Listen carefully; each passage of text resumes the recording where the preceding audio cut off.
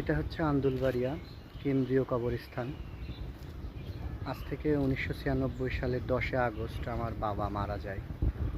তো এটা হচ্ছে আমার দাদার বাড়ি। তো আমি 96 সালে এসেছিলাম, তারপরেও এসেছি, কিন্তু অনেক বছর পর আব্বার কবর জিয়ারত করার জন্য আজকে আমরা দুই ভাই এসেছি, কারণ আমার মেজো ভাই গত 2 বছর আগে ইন্তেকাল করেছে। তো এই কবরস্থানে আমার বাবা, চাচা, আমার দাদা সবাই শায়িত আছেন।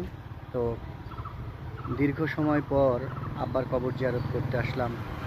আজকে জুম্মার দিনে নামাজ আদায় করলাম। এটা হচ্ছে আন্দুলবাড়িয়া, আনসারবাড়িয়া নামে সবাই পরিচিত। আন্দুলবাড়িয়া, জীবননগর, চুয়াডাঙ্গা। এটা হচ্ছে কেন্দ্রীয় কবরস্থান।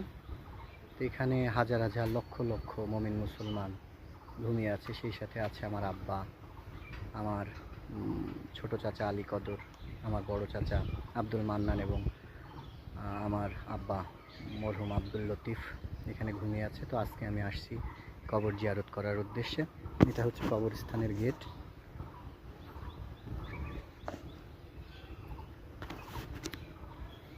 ঠিক এই জায়গাটাই, যে জায়গায় আমার ভাই দাঁড়িয়ে আছে, এই জায়গাটাই।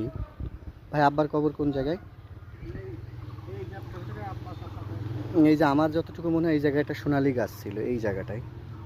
এই জায়গাটাই আব্বার কবর, চাচাদের কবর। এই জায়গাটাই হচ্ছে আমার দাদির কবর।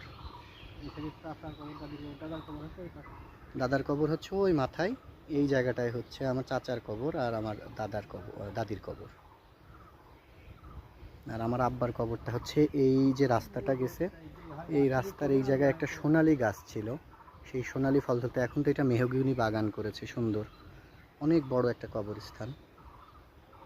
আর এই কবরস্থানের সাথে একটি মসজিদ, এই মসজিদে আমি নামাজ আদায় করলাম। তো সবাই আমার আব্বার জন্য দোয়া করবেন, যারা আমার ভাইয়ের জন্য দোয়া করবেন, যারা মারা গিয়েছেন সবার জন্য দোয়া করবেন। আজকের মতো ভিডিও শেষ করছি। সবাই ভালো থাকবেন। আসসালামু আলাইকুম রহমতুল্লাহ।